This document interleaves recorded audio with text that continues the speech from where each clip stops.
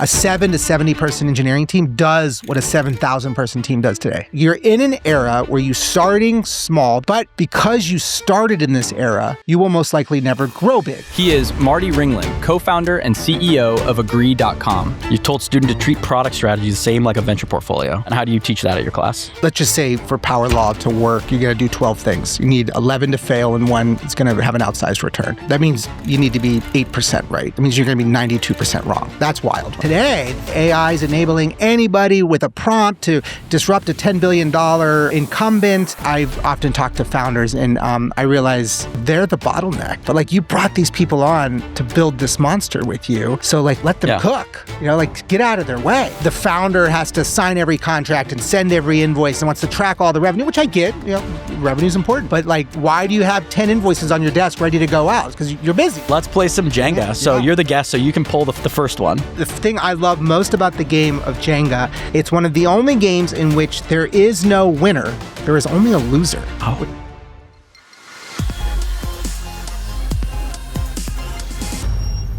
Marty, thanks for coming on Not Another Pod. Dude, thanks for having me. I'm excited. Yeah, so we go back a bit. We share some great investors. So shout out to BTV. Yeah, Sheil and Jake. Yep, and you can't forget Jake. Yeah, and Mr. Jake Gibson. And so I've been wanting to have you on the pod for quite a while because I think out of all the founders I've met, not only is your product incredibly cool, but you've both had expertise in the venture space. You've sold and exited multiple companies, and you now have built a pretty prolific fintech software product as well. Thanks, man. I appreciate it. And I think that a lot of founders don't have that experience of both knowing the venture side and knowing the founding side, and you actually teach too. So, Marty, you said and taught that the power law belongs in the product development. You expect that most bets fail, and the win is finding the tiny number of moves that change everything. At the same time, Agree.com, your company, is basically a bet against the cultural verb DocuSign. They're like the Kleenex of signatures. Yep. And you're doing it by making e-signature free and turning contracts into contract to cash and workflows where signing and payments are one motion. So what's the real game you're playing? Yeah. So, at a high level, we went on TBPN and I thought they said it perfectly where they're like, this is less of a technology disruption and it's more of a pricing model disruption. It fundamentally disrupts and cannibalizes the way DocuSign does business. And 2 years ago, that made a whole lot of sense. Today, I think the narratives has changed a lot with AI where I think a lot of people out there might think, I could vibe code DocuSign. I could do this in a weekend, in a night. I could prompt my way into DocuSign. But for us, it's always been not what features can I build, what additions to a pre-existing thing can I build. It's what are the collapsing of steps. And I think that's where when we think about agents or agentic workflows, there's a number of steps. And it just felt broken to me, where at the end of every signature, someone's got to pay someone money. But most of us, once we get yes from a customer, we are jumping between something like Google Docs and Word to draft up a contract. We're going into DocuSign to get it signed. We're going into QuickBooks to send out an invoice. We're going into something like Stripe to send out a payment link. And then if it's late, we're manually tracking down the late. That just seemed ridiculous that there's 4 or 5 different workflows for one thing. Just get me paid. And that's the happy path. That's not even the payments late or the contract that's changed. Right. Yeah. That's right. So it just felt like, I think classic founder mode, there had to be a better way. And I think got so frustrated on the VC side of looking for founders building this. Nobody would. I've even tried to give away the idea. I met a few e-signature founders and I said, if you just do money movement, I'm in. I'll write a $500,000 check right now. And didn't want to do it, couldn't do it. Money movement's hard, fintech's hard. That's how we came to the realization, this is a fintech play. This is about money movement. This is about payments. And if you monetize on the money movement side, you can give away the e-signature invoicing billing side for free. Interesting. There's so many big classic businesses that I think are ripe for disruption in AI. And we talk about it a lot on the pod. But you have to be really passionate about the thing you do, and you're up there talking every day about this shit. Yeah. And I think you were always the founder that was set to do this because there's millions of profitable ideas and a lot of first time founders are like, oh, this idea works. I mapped it out on a spreadsheet. I'm like, that's probably the last thing you should do. The first thing you should do is make sure you love it. Yeah. When you have that day when something going bad in the business, all the worst things that can happen in your family life.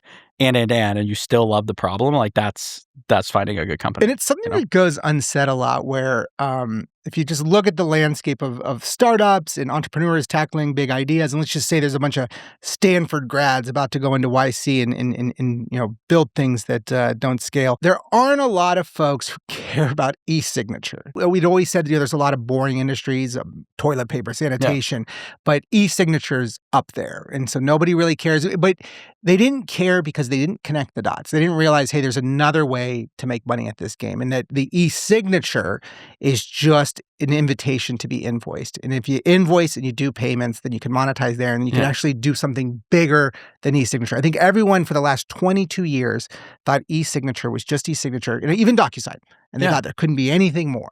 Yeah, I think when there's different industries, businesses get siloed too, right? And so like compressing things down and creating categories is the way you create a really big company. And now that there's so many agents out there, they're kind of like looking for these collapse categories to like move into. So you described Degrees North Star as signature velocity.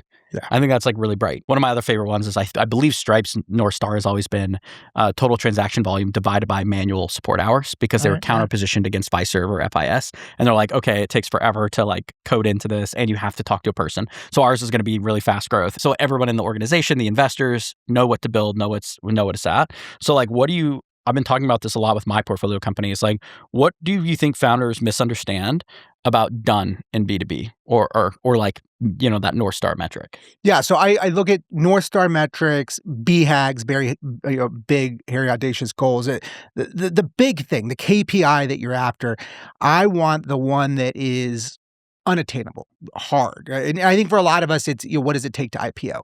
But then I think we get distracted by focusing exclusively on that. I want the order of operations. Let's say that I need somewhere between 100 to 300 million in revenue to IPO. Let's just start with like $1 million in revenue, right? Like, what does it take to get there? And before I even start with $1 million in revenue, how do I make money?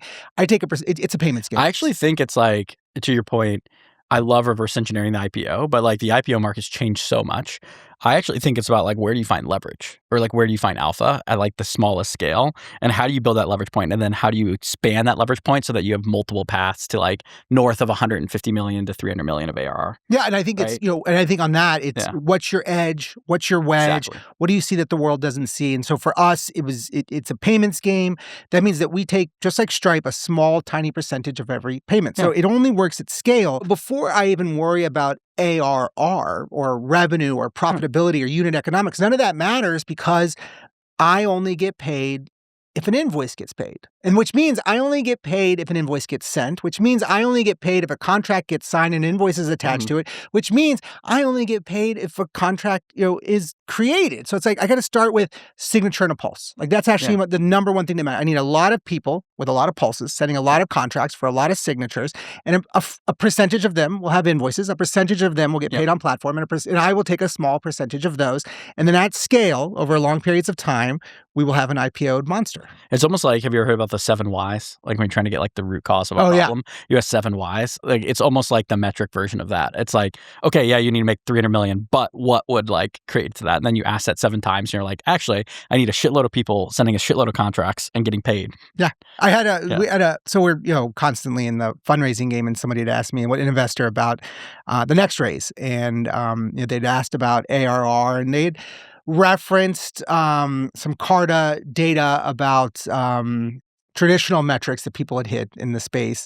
And then I just asked, because we run really lean. I have almost all of my seed rounds still in the bank, just collecting interest on the treasury. And so I asked the simple questions like, why is ARR the most important metric to you? It's like, well, that's what VCs want to see. I was like, well, that's interesting to me, that the number one reason you want me to hit ARR is because a VC wants me to hit ARR. Like, if I'm truly feels building, so reductive. It feels ridiculous. Like, because I'm building a monster, and if the monster requires volume of any sort, why wouldn't I do whatever it takes to get the volume? Even if I lose money, because I have money to lose. And this is why we raised a bunch of venture capital to begin with. And so there's a bigger, more important number, but they couldn't get their head past this concept of like, well, a VC, it doesn't matter what the VC wants to see. I understand that's the dynamics of fundraising. There's a lot of not great investors out there where it's like, I think they've come from paths and they don't understand what public markets have. Like if you pull up like Amazon's analysts, they're not looking at ARR. They're looking at, a bunch of different things like Prime memberships or like what are the root cause drivers of the business. Same with Uber, same with like you can name every big prolific company and listen. My favorite thing to do is to listen to the earning calls questions. Yeah. And what the analysts are asking the CFO and the CEO. I think it's just such an interesting way to find like what's driving the business because that's what the real public market cares about, And I think 100%. You're hitting at like totally a right thing where, in our industry, it's so reductive.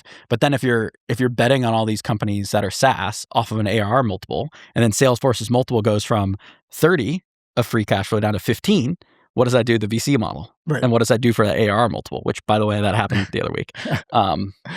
Yeah. So yeah, I'm a big proponent of, focus on the things you need to build a monster. Put yourself in a position to build a monster. Because we have 3 years of runway. I'm not trying to put ourselves in a position where we can go into cockroach mode and just build a lifestyle business. And I think that's what you do when all you care about is ARR. Like, yeah, I want enough revenue to cover my expenses. Yeah, I get how to get to profitability and what that means, but that's not the game I'm playing. I'm playing build a beast.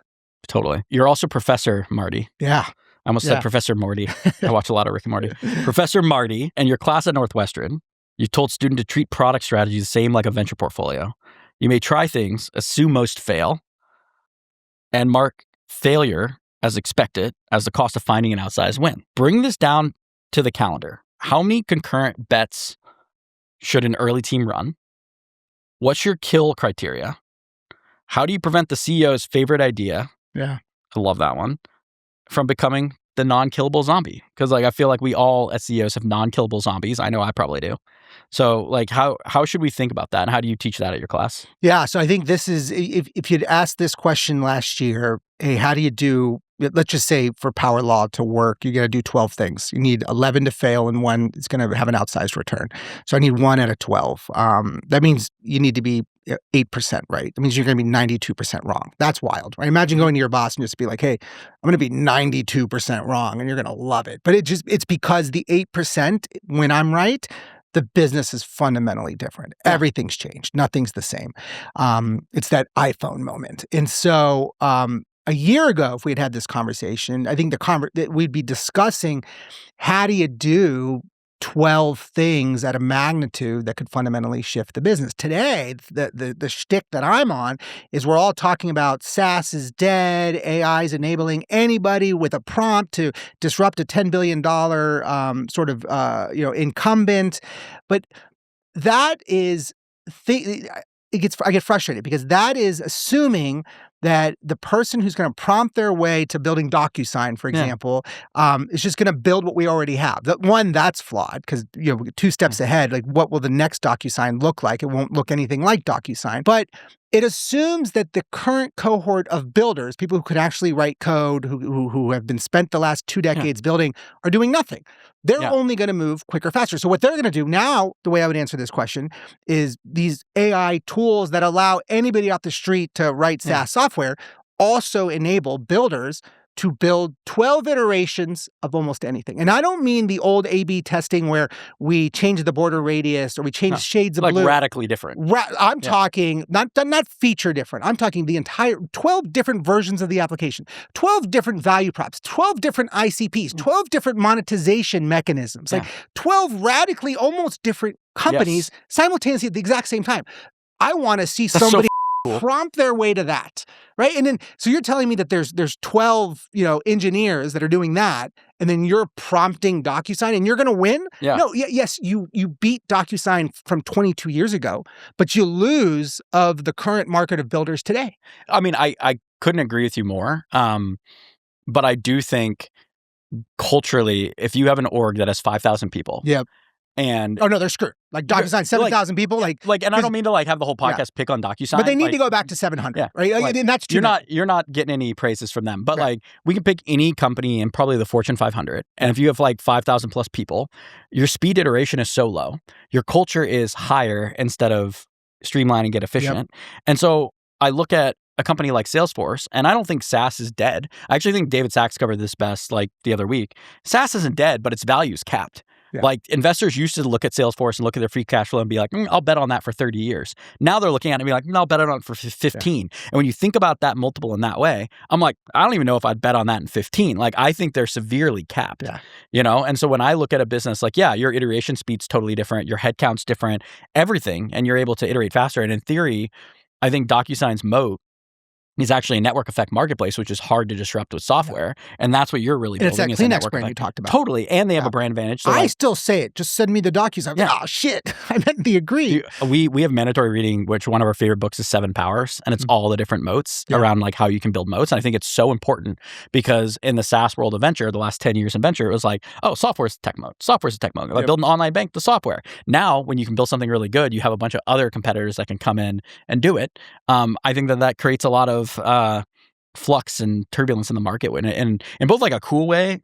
and also some bad way for some builders. But I also think just like net, the consumer is gonna have a good advantage. Oh no, and this is where I think from a founder's perspective, the idea of being an AI first company does not mean that you're an AI company. It doesn't mean you have a bunch of data scientists and that you're building your own models. What it means is that you're in an era where you started. You just got lucky. You are starting small because we all start small. We have no money. We haven't fundraised yet. But because you started in this era, you will most likely never grow big, right? Isn't it crazy? But if you started with 7,000 people, almost like this, you can't go back to 7. Dude, there's almost this Rubicon, and I swear it's like maybe 2023. Yeah. It's like companies found it before 2023. It's like old playbook. Companies found it after 2023. It's like we're all like super headcount light. Like our ratios, all the metrics are totally different. We saw the same thing in 06. If you were founded before 06, you weren't mobile first. You couldn't adapt fast enough. You couldn't Eventbrite had this problem. Never cracked event discovery. Never cracked peer-to-peer. Never cracked social networks. Like, there's not one platform before Facebook sort of arose that connected more humans on the planet than Eventbrite. They got together at these birthday parties, concerts, but they could never do it because they just got so unlucky. They started in 2006 and they needed to have started in 2007. They missed it by 12 months. Isn't timing culturally, they missed everything. Yeah. And so for the next version of a DocuSign, a Concur, whoever, the big, large incumbent, to win, they would have to have started with 7 people to never grow bigger than 70. Because now we're at 7, fully distributed, fully remote, which is the new sort of what's in vogue. But I'm starting to think when we do close this next round, it's going to be a bunch of sales folks, some support folks, but it's not going to be a bunch of engineers, which would have been the math I would have done 3 years ago. Dude, more engineers. Headcount is actually risky. Yeah. And I agree. Like, I'd be hiring like way more people, and I would see hiring of way more people. But now, you have like a couple prolific people who can every month are getting more and more productive. And I think that's changed. That's rapidly changing the startup ecosystem. And I agree that like human relationships are important. This is why I think like I will be wrong about this in 8 years from now, but somewhere between 8 days and 8 years, I don't know when it happens, but one of the differentiators will still be the human relationship. And that's why I think for big customer support, big clients, your whales, you're still going to have a human. You're still going to have an AE, account executive, account representative, and they're still going to be there on the phone. They're going to pick it up. I got you. We're going to take care of this for you. They're going to take you golfing and to lunch. And maybe in 8 years, that's archaic. Maybe it's a robot that does it for you. But right now, the human will be the differentiator on that thing, but it won't be the human on the engineering side. I think a 7 to 70 person engineering team does what a 7,000 person team does today. I still think if you're able to absorb and metabolize technology very fast and you're able to be entrepreneurial, you can create, like, we're now in the age of entrepreneurs, and I like hope and aspire, like the positive end of me is like, oh my God, there's all this like white collar job loss. And it's like, maybe people shouldn't have been like doing like back office compliance at like DocuSign, and instead they could be like an artist, or they could open like a pottery store, or they could follow their passion. I think that was always the promise of capitalism back. I love this white collar job. Everyone's like, oh, they're saying the knowledge worker. Yeah. And I'm like, we're all upset that the knowledge workers. If you had called me a knowledge worker like 3 months ago, I would have been pissed. Now I'm like, oh yeah, you're taking the knowledge worker's job. Now I'm like, I'm offended. It's like, no, like, but I just think it's gonna hit the middle class incredibly hard though, and temporarily though. Temporarily, but I think there could be a lot more done by both like the tech community, the foundational models, to do more. Like if you look at the Industrial Revolution and all these different times, like when the printing press was invented, whatever, like there was a lot done to ease the transition of folks. And I think like right now, it's like what's the scariest thing? We just moved this so fast. I think everything's moving so fast, but it's compressing. 100 to a half decade to decades for those transitions now happening in what feels like weeks or months. But like really, ChatGPT is 4 years old. It's been 4 years, and like the world hasn't fundamentally shifted yet. You say that, but did you ever see a photo? And we'll play Jenga after this question. But did you ever see the photo of New York like a year? Like it was like within like 1 year, it was like all horses and like maybe one car. And then the next year was all cars. Yeah. So I think we're like, oh yeah, the technology's so fast. It's And I'm like, no, dude, I think it's always been fast. Like when technologies happen, I think it was just everywhere. Yeah. You know? Well, no, I think the one thing I love on this is, you know, your grandfather did not want to be a farmer. And prior, that would have been the job at the time. Then your father did not want to work on the assembly line, but that would have been the job at the time. And I think your kid is just not going to want to be a knowledge worker. Like we're all upset that the knowledge worker is going away, but none of you are aspirationally saying, hey, I want to be an assembly line worker or I want to be a farmer. I think we need assembly line workers and we need farmers, but I don't think we're going to need as many knowledge workers or white collar sort of behind a computer screen jobs. But I think that a lot of the North Star of the economy has been about job creation rather than efficiency, and whether about like household wealth accumulation. And if you focused on household wealth accumulation and how to like get people to start businesses, how to, you know, like there's so many different things we could have folks be a part of that I think would generally make people's lives better. And instead we're like, hey, go to college. Hey, go get a job at this big bank, or hey, go do this. And then now it's like, actually, that's not that stable. That's going to be cut. Like we're rug pulling people. And I think that's why like it's really good to get people. Like I think there's so many people that are anti-capitalism as a system because they actually don't have a place in it, right? Like Peter Thiel was talking about that, where it's like, of course people are against this because they've never been able to accrue any assets because we layer a bunch of student debt on it. Now they finally made it out of college. They're not paid as much as their parents. And they're like, okay, but at least I'm like working at a safe job like DocuSign. And then it's like, well, actually probably 80% of these people are going to be like automated in the next 5 years. And they're like, well, And so I think like as a society, like there's a lot more we could be doing. And that's like we talk about this a lot on the podcast from like different guests. And I think we're in a really special time where things are changing, and change is scary, but change could also be like really good for people. Because net, most of DocuSign's customers and probably most of your customers are like American businesses that are like small businesses, medium businesses, some enterprises, but like all that value and efficiency flows back into GDP. And even if you look at that at your level, like that's massively powerful, 100%, yeah. So anyway, on that note, some Jenga? Let's play some Jenga. So you're the guest, so you can pull the first. All right. The first one. And then what are the rules? If I touch it, I have to go for it, or I can touch it? You could touch it. We can do whatever. You can poke. You can poke around. We poke around. I want to be respectful of the Jenga rules. And while we're doing this, the thing I love most about the game of Jenga is it's unique in the gaming world.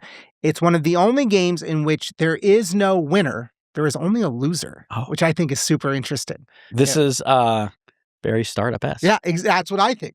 It's like, yeah. Except, well, in startups, like we actually there'd be a lot of us who are winners or like shades of winners. Yeah.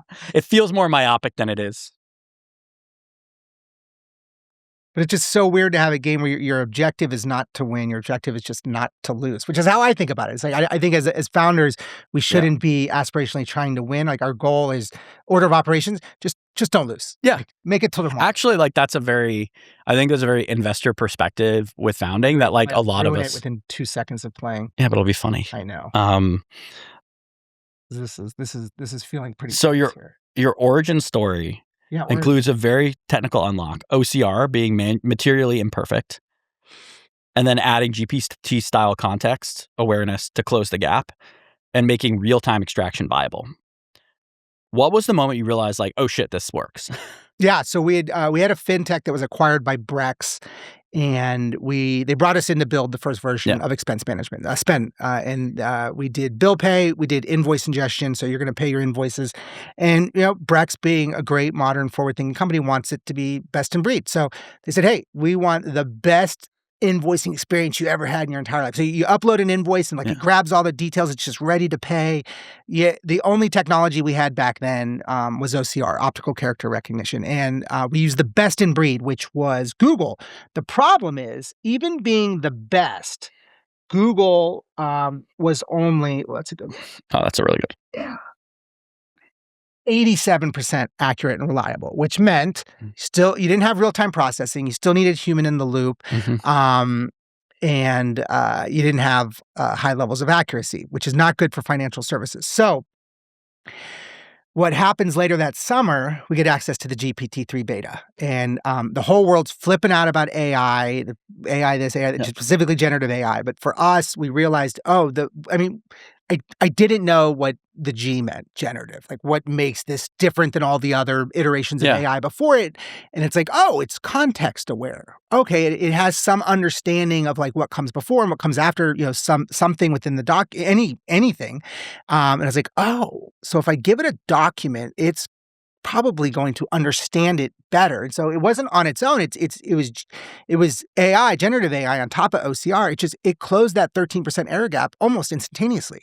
And that was just like candidly like a oh shit moment. What's crazy is so many people are like, oh, this LLM hallucinates, or oh, they do this. But it's like, you actually don't understand. Like, if you understand the technology, there's some things that are like very, very accurate, I don't like this hallucination thing because humans hallucinate, humans make errors. It's something like a BPO is like 70% accurate usually. Even in B2B, I think the latest stat was like something like 14% of all invoices have human error in them, missing a comma, dates. I'm just like, humans hallucinate all the time. I started my career as a financial systems auditor. Oh, okay. There you go. So like human in the loop, man, human error it's a big problem. We actually would focus on more tech systems because they had less errors, like even without the LLMs and stuff. In your Brex to Agree story, you make the point that the most common sender of contracts is sales, and sales contracts are packed with billing variables.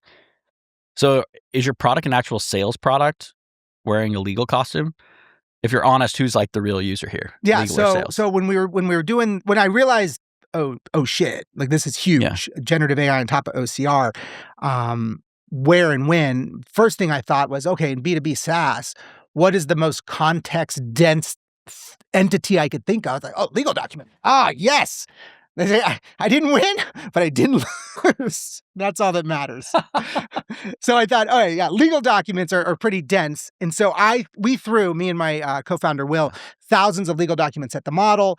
We wanted to see where it works, where it breaks. And two things came to fruition that are foundational to Agree. The first one is we realized very quickly the number one person who sends a legal document for signature in a company is not a lawyer, it's a sales rep, and that's a sales contract. It's like, oh, in hindsight, now that I say it, you're all thinking like, oh, that's super obvious. But I think before we all thought lawyer. I always think. Yeah. So it's like, oh no, that makes sense. A lot of sales contracts are legal documents. That's interesting. And then as we dove deeper and we looked at what makes a sales contract different than any other legal document, it contains payment information. Who pays who, payment terms, if there's an escrow, if there's a security deposit, if there's an upfront, what happens if it's late.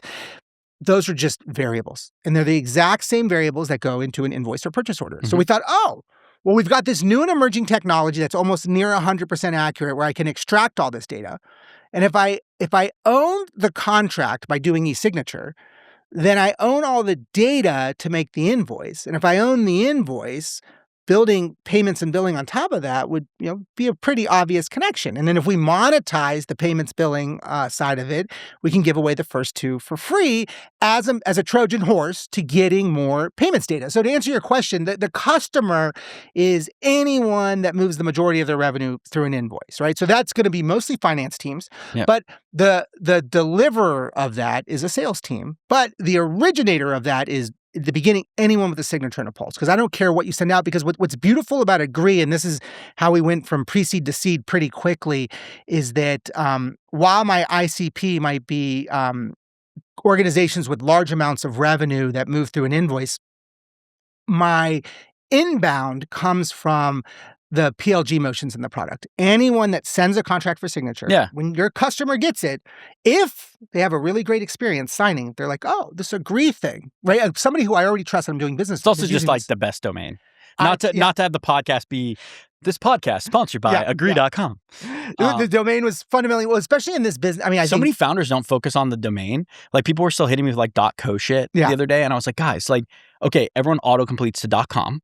The second thing that you don't think about is all your email that's outbound gets screened, and like Google, Gmail, everybody puts a higher score on a .com. So like you should be buying .coms, even 100%. If it's like with or get. Like what's this .co stuff? Yeah, no, 100%. And then I think for us in this space, it was we weren't buying a domain name, we were buying trust. I'm asking you to sign a $32,000 SaaS sales agreement on this platform. Let's agree.co, doesn't invoke a lot of trust. It sounds like a play, a cheap, it sounds like you're cheap and you didn't want to pay for DocuSign. And in my response, she was like, just send me the DocuSign, right? With Agree, we did a lot of testing in the beginning because trust is something we were worried about. Would anyone trust a brand new incumbent entering the space? Folks responded with, and this is one of my favorite quotes from the research, I just assumed I hadn't heard of Agree yet because that's what big companies use, because it just sounds big, Agree.com. And they said, and I just assumed that DocuSign was for real estate agents. And I was like, I like that one. We're going to steal that one. DocuSign's for real estate agents. Agree is for business. That makes sense. That's super smart. I think telling a lot more, I love you telling that story because a lot more founders could test their domains, test their positioning, understand what customers are trying to do. That's so important because you're de-risking your iteration cycles, right? Yeah, and honestly, it's one of those things, you figure it out along the way. I don't have all the answers when we start, and it was just one of the biggest pushbacks on the pre-seed round. Hey, you're going to go disrupt or at least that's how you're going to start, because now we compete against invoicing and billing software too.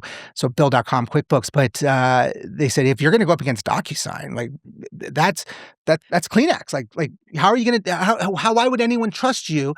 And we had a couple big funds, that was the reason for not investing. It's we don't think anyone's going to trust the brand. So many of the big funds, I feel have just become, they're they don't even have founders working there anymore. I'm not going to call people out, but you don't have founders working there. Where did you get your investment experience? All the shit. And I read Thiel's 0 to 1, who he's prolific. It's the next generation of companies are not going to look like the last generation. So why are you backwards looking? This one as a upsets founder, me the most. I get so frustrated with that, where it's I get if you pass on me all day. I don't give a shit. Especially if you've been doing this as long as we have, that's fine. To me, it's if you waste my time and then you're not thoughtful, it's just, it sticks in my craw. The VC advice because VCs want two things. They want you to be transformative and disruptive. Yeah. Right? Think of the thing no one's ever thought of, do it in a way they've never done it before, and then move really, really fast. But at the same time, all their advice is so prescriptive to what everyone else does. Oh, your slide has to be 12 slides. Your second slide has to be there. So you want me to do the thing that no one's ever done before, but you want me to present it to you in a way that exactly everyone does it, and you want me to give you the exact same 3 million ARR within 18 months like everyone else does. So I can't break any of those rules, but you want me to break all the other rules. That makes zero sense to me. See, my life problem is, since we're in a good VC bitch fest, my life problem is the exact same thing, where it's actually there's all these lit metrics, but then it's what are the comps in the category? And when you're creating a category, especially in AI, there's so many different categories. It's well, we're not quite like this, we're not quite like that. And I'm sure you get the same thing. You're I'm not Stripe, I use Stripe. I'm not DocuSign because I have payments. And when you're creating a category, I feel it's so which is the right type of business to create with venture. I feel it's so much harder to break through, and you have to really find. They talk about having missionaries join your team, right? I think you also need to find your missionary investors. I got a really great fund to lead my round, and she's on my board. She's a missionary investor with me, and she's had my back this whole time, and that's been transformative to the business. So can you kind of tell people, how do you find those missionary investors? You got to find the people are looking at you with your track record, right? Well, that's the cheat. This guy gets passed on. What about me, right? I think in the beginning of your career, if you've got all zeros on the board, first time founder, no experience, no traction, no product, you got nothing. You've got a big uphill battle, and you've got a big boulder. You've got to push up that hill. So I think the best way to succeed is play by the rules, concede. If you've got a few things on the board, then you get to push back a little. And so I think you and I are at a place now we can push back a little bit more. But now I look for investors with strong conviction. So the person that led Tyler Hogue at Pelion that led our seed round, instant conviction. So he DMs me on Twitter, says, "Hey, I heard you might be fundraising." I was like, "Yes." He's like, "When?" I was like, "Probably start of the new year." And this is December 18th. And so I'm January 6th, we'll go to market. We get back from the holidays. And he's like, "I will be in New York on December 20th. Let's get coffee." Dude, can I tell you something? He flies out 5 days before Christmas. My favorite time to fundraise is actually Q4. In the whole year. And then guess what? Every VC, not only my pre-seed investors, guess what they all said? Worst time to fundraise, worst time to talk to anybody. But here's the thing. It is, But the market gets so busy during Q3 and different times that actually in Q4, I appreciate more no's, but the people who want to meet with you, they're like, shit, I literally will like skip time to meet with this company. Yeah. And that shows such high conviction. So for me, it's like, you probably have like a less of a conversion rate down, but it's like a higher close rate. So we ended up meeting. So once we realized, okay, he's serious. And then we had one person submit a term sheet that kind of escalated things, accelerated. We said, okay, we're going to go to market early. And it was like 120 meetings we had with different VCs, but all within that, like, the 2 weeks in January, but like the week leading up around Christmas and New Year's. And I was shocked. Like there were people on like, December 31st. Yeah. Like we're having that meeting at like 2 p.m. I'm like, all right, if you're going to have the meeting, I'll have the meeting. If you're going to have the meeting, because I like your conviction. I don't need to party until like 8 p.m. I got this. So yeah, I think strong conviction. And then I think the way you do it, and this is one of my biggest counter to traditional VC advice. I don't like the advice of, protect your time, because it's my time. Like if I want to take a meeting on New Year's Eve at 2 minutes before 8 p.m., I'll do it. But meet with as many people as possible, because I want to perfect my pitch. So I want to practice it. Yes. But two, I just don't know who's in or who's out. I don't know the whole VC world that well. I don't know who has conviction. There's so many funds nowadays, like at every stage, that I think you have to really spend your time to find your people. Yeah. And it's not a brute force thing. It's like very much like find the right people for yourself. Yeah, these guys, when we did the coffee on December 20th, Tyler just sits down and I'm ready for we got like 45 minutes on the calendar. So I'm like, all right, we'll see, introductions and that kind of, but we're at a coffee shop. So it's a little bit not traditional pitch, but we're like 3 minutes in and he's just like, guys, I get it. I know the AR side, accounts receivable of this world. You're building the AP side. Like this flip that. I know the AP side. You're building the AR side. I get this. And he starts doing the pitch for me. Yeah. And I'm just like, yes. And he's like, yeah, all right, this makes total sense to me. And I was like, every one of my investors that is done like that. Those are my investors. Yeah. It's like the same thing. Where I'll disagree with you though is like, I don't think it matters. I think you're being a little bit of a VC where you're like, hey, if you don't have all this track record, you should do something more basic. Okay. That, because I think those businesses like aren't good for venture, period. Yeah. And if you're gonna raising venture is really painful. You're like layering yourself up in the business. And so I think you should be doing like the crazy stuff like we're doing. You should be doing the category finding models. You should be going out there and trying to do something really hard. And I think if you're persistent enough and you can get to the right people and you're going to have to build your traction a little bit differently. You might not be able to raise a slug that a different type of founder can raise. But you ultimately, if you believe and have conviction what you're building, you should be building a category defining business. Yeah. No, yeah. I love that. Yeah, absolutely. I've been told I need to disagree more on my podcast. So I'm trying to spice it up with you. Yeah. That advice. Yeah. Advice. Okay, you pointed out a brutal founder trap. The worst of both worlds, middle ground and still in the weeds, but not empowering the team. Where did you personally learn that lesson the hard way? Was it during acquisitions, hypergrowth, or while building Agree? What changed how you delegate now? Well, that's a great question. And then this is such a funny one too, because there's another, if you'd asked me, 12 months ago versus today, because AI changes so much in both worlds. One, my team can do so much more, but now I can. So it's we always knew because I started my undergrad as comp sci, so I was always very technical. But the rule is Marty doesn't write code now.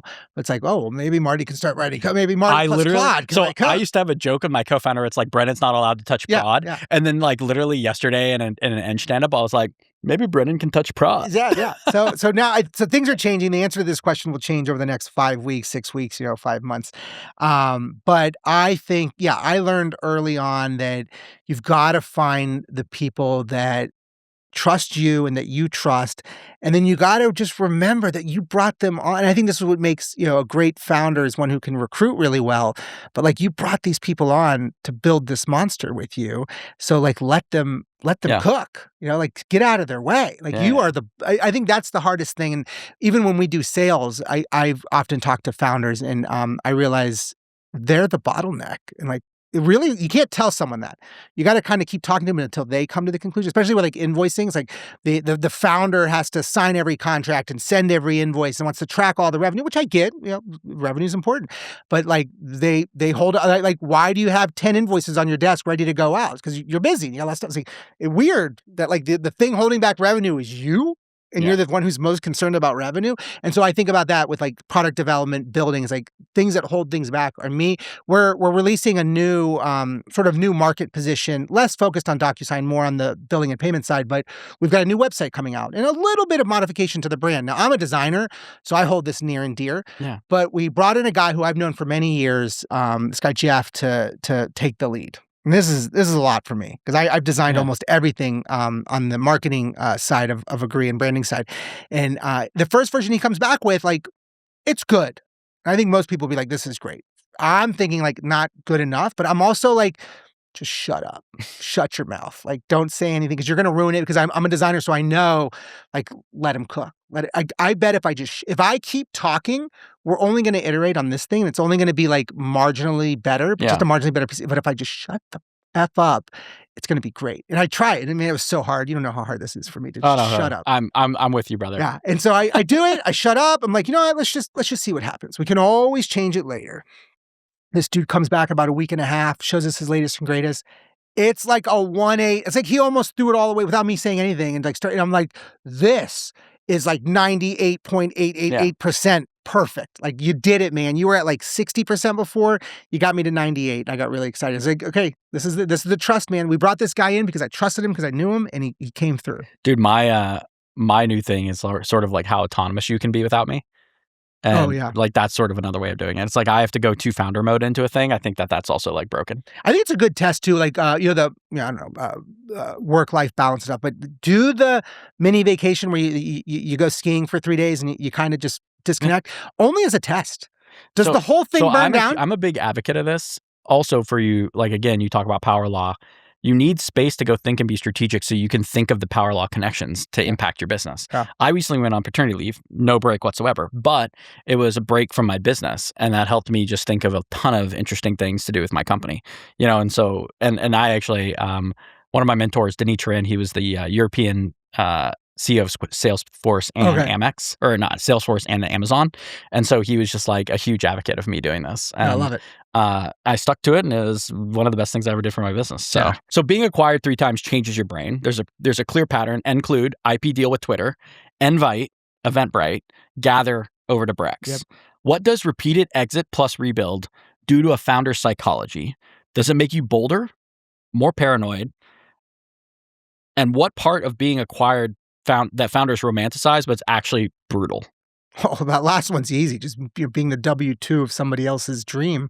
It's tough because, I don't make the decision. I'm not the big boss. Somebody else does. And I can disagree with them. And I love Brex, so I'm not talking shit on them. But like, they made a lot of really bad decisions, and some that like upset me so much. It's like, I just can't be employed here. And one of them was, I was a fundamental believer in going after the bigger SMB market. And so they made that pivot, and I was very excited about that. I thought that was like f***ing killer. Yeah. And then they pulled back on it. And I could understand a lot of reasons why. I think there's a lot of things happening. The market timing. Bank behind things, and there's a lot of other compliance. And a lot of these neobanks, I'm not saying Brex was, but they're quick and loose with KYC, KYB. And so I think that was catching up to them as well. Not Brex, but it was catching up to people. I think all of them. All of the neobanks are that way. Yeah, sometimes I apply for a bank and they're like, "You're I'll say it." Well, I'm not calling anyone out specifically, but I would call them all out. But they pulled the rug under everybody, and so they onboarded a bunch of SMBs, and they're just like, "No, like we're done. Actually, we're canceling your accounts, and you've got like 24 hours to remove your funds." And I'm like, okay. 2 things. One, I think doing that is wrong, but I think the way you're doing it is really wrong, and I don't like this company. I don't like the way you're doing this. A lot's changed since then. A lot of people are in and out, so it's a much better company. Oh, and the Capital One company now, but so I think that's the hardest thing. Eventbrite was very similar, where it's like there's just things that I will fundamentally disagree with, but like, it's not my place. It's not my company. So that's hard. And then from the first part of the question, the exits, what it changed for me was how I think about VC, which is also how I think about Agree. I remember when we were raising for Invite, the first round, an investor, a guy named Paul Singh, he helped start 500 startups. I meet him in Mountain View at his office, and he says, "Marty, I just got one piece of advice for you." We had 2 that were fundamental. One, slide 2 should always be an oh shit slide. Whatever traction, it's something that makes people go, "Oh fuck!" Like, your deck inspired me, and your slide 2 was the oh shit, and then I made it an oh shit slide. This dude knows. I mean, he doesn't know that, but he's never. This guy knows decks. Yeah, it's like slide 2, man. I recycle that advice all the time now. Yeah. But the other thing he said is, anytime you go to fundraise, just, it doesn't hurt. Go see who's buying. And I was like, I don't know what that, like, I don't know who's buying. Like, how do I find out who's buying? Like, what do I just ask? Like, do I go on LinkedIn? Who's buying companies? But then I realized, like my network of VCs, like make network of people that work in M&A at different companies. Like, oh, that's interesting. And so I learned two things. One, someone's always buying. There's always a buy versus build conversation in every company at every moment of every day. And there's probably like 50 of them and they're evaluating a bunch of companies. So I was like, oh, that's fascinating to me.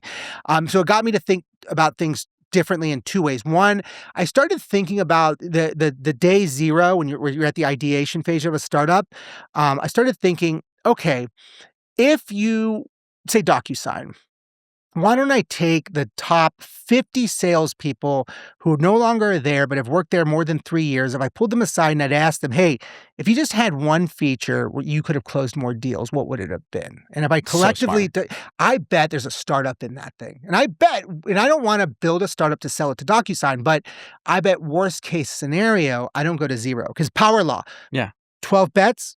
11 of them go to zero, one of them wins. I don't like this 11 go to zero. I like, instead of zero, $500 million exit, $100 million exit, $10 million exit. It's not great, especially if you just raised a $10 million post money, but better than zero, better than one of your employees losing their job. So when I think about investing in companies now, I just think, I want to make sure that you will never go to zero, which means you've got to have some defensible technology, something somebody would want to buy or acquire, integrate. You've got to have some talent. Somebody would want to, acqui-hire. I don't want just an acqui-hire. I want to, and then hopefully you're on your path. You're not there yet, but you'll have some traction. Maybe you've penetrated some market or you have some audience would also make this thing. And if you have all three, that's the trifecta of an M&A. And that's how it's going to be at its highest, right? You've got some market segment that the acquirer didn't have, and you've got really great talent and you've got proprietary technology. But at least have one of them. Because someone somewhere will pay $1 million for something. And $1 million gets me, pennies on the dollar, but like better than zero. Yeah. And hey, like what I don't want is to like, I want to tweet out that like, hey, team got acquired. They're all going to work at so-and-so. That's, that's nice. That's great. I don't want the tweet where it's like, oh, really sucks that company is really excited about everyone just lost their job. Yeah. That's terrible. I mean, like M&A is really hard for startups, right? Yeah. Especially now after AI, it's like people aren't trying to do acqui-hires per se. Yeah. Unless you're like a research team or something like that, And so I think but I still see it all the time. I mean, we just saw like OpenClaw, like, that's kind of an acqui-hire. But again, like that's, one dude. And well, you got to be top talent. Yeah. And very sophisticated stuff, But I was even surprised with Agree. I mean, this happened with Eventbrite where we hadn't even launched, we hadn't raised the round yet. We're about to close it, and we hadn't launched the product yet, but Eventbrite brought us in for an acquisition. This is 2014. It was April Fool's Day. I'll never forget because I remember waking up that morning in the hotel because they flew us out to San Francisco thinking, is this an April Fool's joke? Are they f***ing with us? Like, do Silicon Valley do that? Like, I just didn't know. It's like, would they do that? So I get to the office, like knock on the door thinking like, they're not going to, there's no meeting today. But 2 years later, they ended up acquiring it. So it was a long romance. Do you just generally take how do you find those corp dev people? I will take every meeting. But do they find you? Pure luck, man. Or do you go and be like, hey, I want to talk to you? We could do a whole podcast on this one. The way that particular meeting comes to fruition, I have an intern at the first company that sold to Twitter years earlier. Her name's Lauren Moon. Yeah. After the internship, we offer her a job. She wants to move back to Silicon Valley. So we're like, okay, hey, handshake. We'd love to work with you remotely. She's like, no, I'm going to go get like a startup job. She takes a job at this company called Eventbrite. I was like, oh, cool. I love Eventbrite. I've used them. Years later, after we sell to Twitter, I'm like, oh, I'm going to go destroy Eventbrite. Yeah. And so I ping her and I just make a joke. I was like, hey, when Eventbrite goes out of business because of Eventbrite, like you'll always have a job with me, ha ha ha. And she wrote, she laughed and she's like, hey, I do think what you're doing is really cool. Do you mind if I share it with our VP of strategy, Randy Bufumo? And I was like, oh, 100%. And he liked it enough that he flew us out. He eventually becomes our CFO and he's the guy that takes them public. So he was a very critical person. But what was important is, I 100% want that meeting, not because I want to sell to them. I'd rather raise the money that we raised, and we would have raised more than they would have offered. It would have just been an acqui-hire. But I learn so much, right? I get all inside baseball. Like they disclose everything. So how would you go about doing that if you're a startup? One, you meet everyone you can. Tell everyone about what you're doing. I don't believe in this stealth thing. Like scream to the world that you're building and then just see who wants to talk. Because even with Agree, I won't say who, but there is a neobank with a great .com who brought us in December for acquisition talks. And one, I don't think they can afford now because now we have too high of a valuation. And so I don't think it's going to be on the table. This would be a great platform play for a neobank, though. Yes, where most banks are on the spend side, and you want to get on more on the AR side, it makes total sense. It also pushes them totally off the deposit base, which as the rates are declining, and they know this. We know this. We model things out. We get pretty far, but I'm not there for the if they want to offer a ridiculous sum of money, I'm up for it. But up for the conversation for all my investors listening. Sheil's like, what did he say?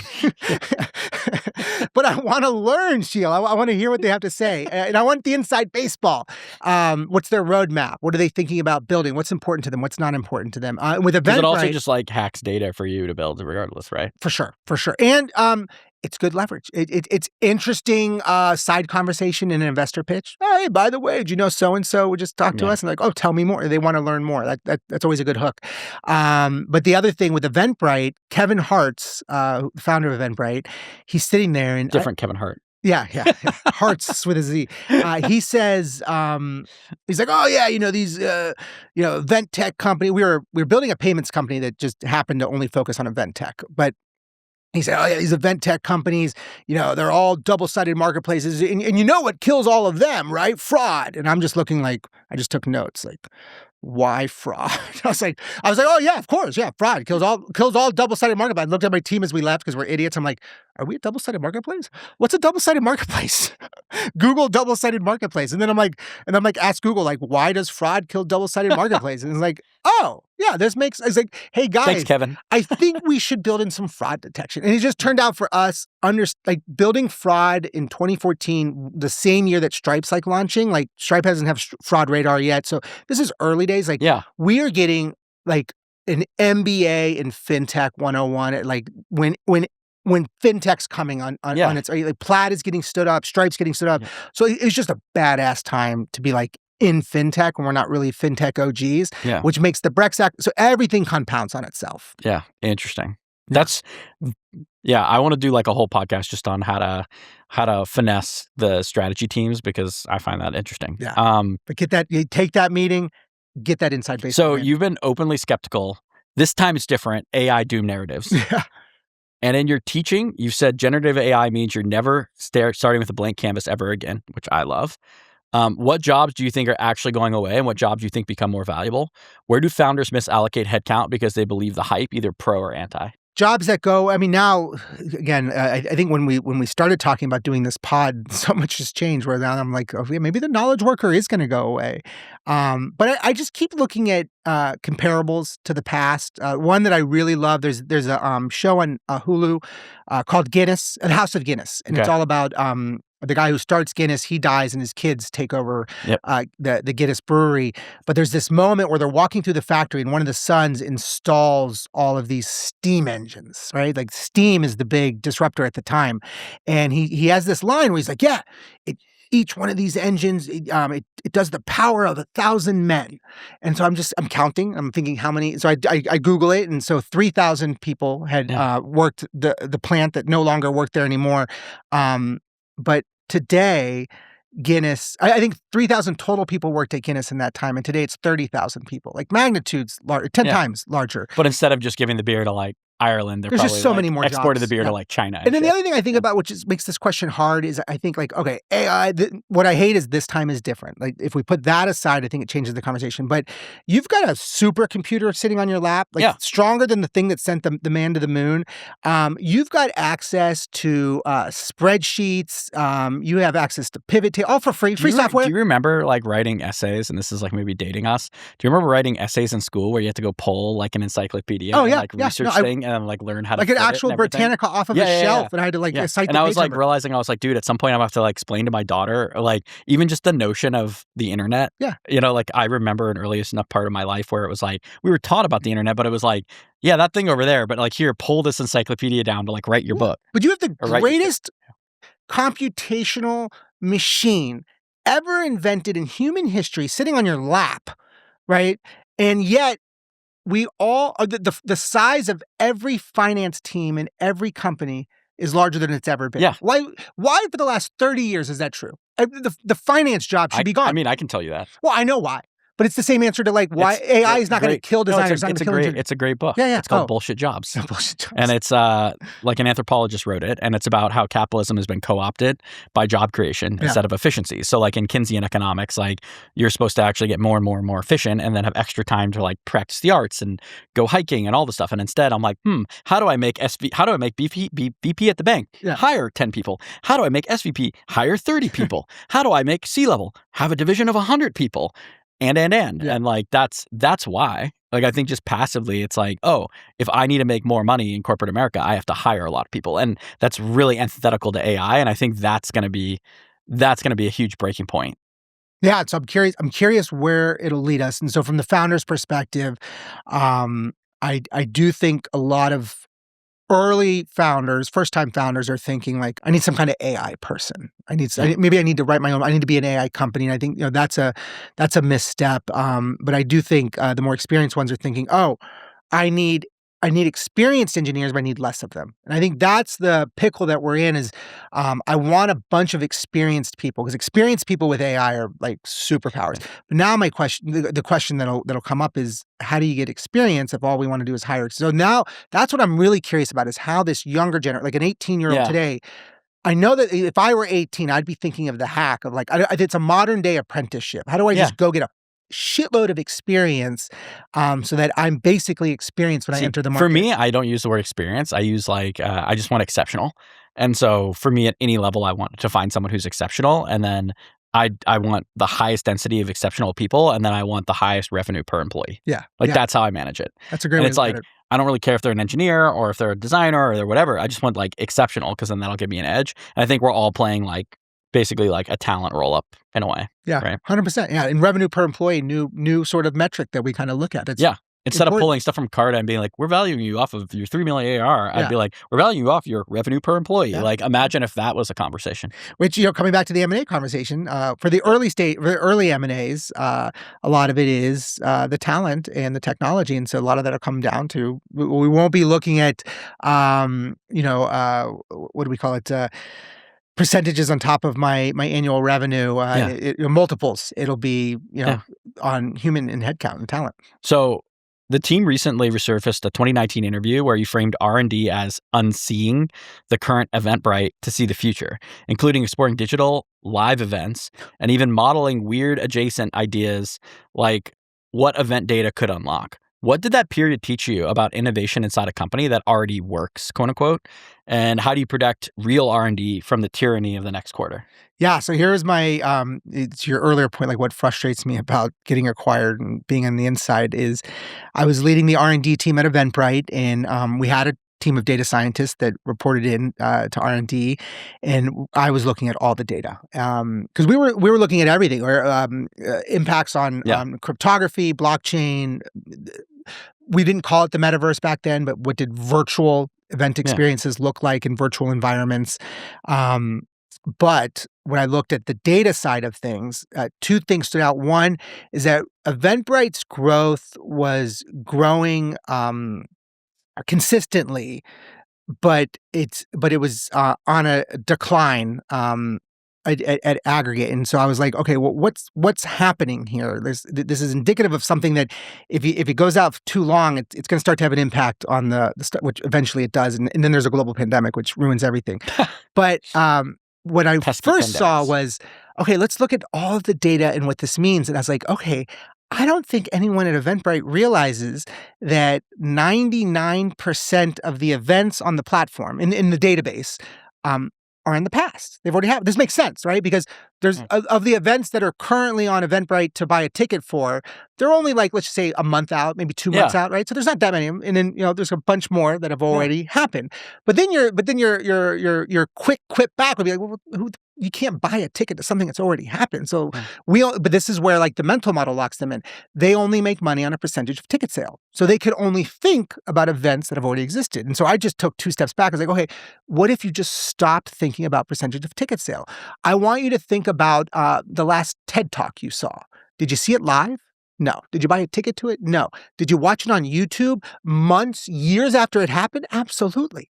Why aren't you the TED Talk of everything that's ever happened ever in history? And then the next question would be like, well, how do we record that? How do we get great recording? And it's like, See, that was so early because you actually could have been what YouTube is now.